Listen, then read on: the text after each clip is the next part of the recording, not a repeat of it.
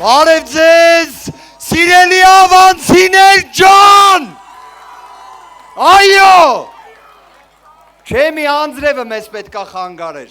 ժողովուրդ ջան, ինչ եմ ուզում ձեզ ասել, վերջին օրերին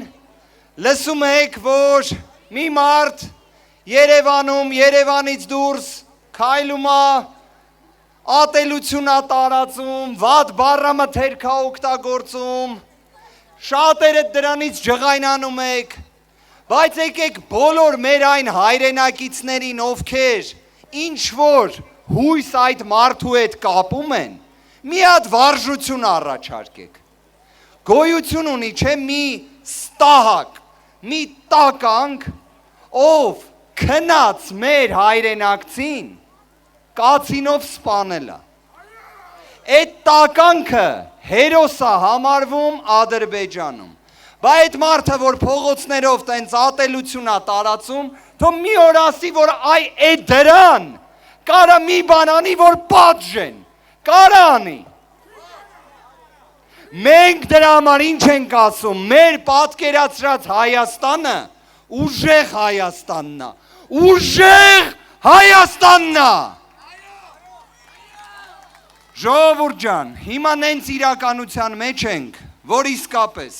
տագնապի զգացում ունենք, որովհետև հասկանում ենք, որ հիմա ռիսկը մեր պետականությունն է, մեզնից յուրաքանչյուրի անդորն է, որ կարող է դրանք գան 100,000-ներով Հայաստան։ Դրա համար ինչ ենք ասում, հունիսի 7-ին գնում ենք ընտրության, որ դրանք չգան, գնում ենք ընտրության, որ փոփոխությունը գա, այո, ժողովուրդ ջան, մի հատ բան էլ էլի նայենք, այս անձրևին ավելի հետաքրքիր է դրանից խոսալը, ինչ են չէ ասում, բա այս պետքա խլենք, են պետքա վերցնենք և այլն, մի քանի տարի առաջ Ծաղկաձորում մի հատ հյուրանոց կար,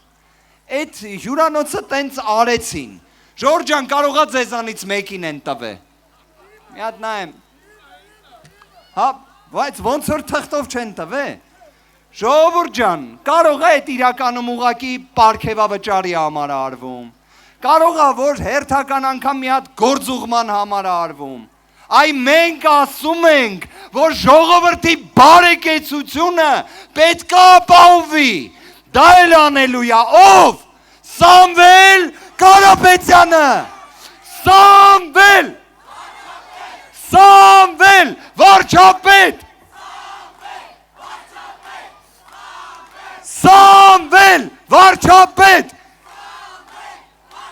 ժողովուրդ ջան, հունիսի 7-ին գնում ենք ընտրության, լինի անձրև, լինի ամպրոպ, լինի շատ արևոտ եղանակ, որ վստահ եմ կլինի,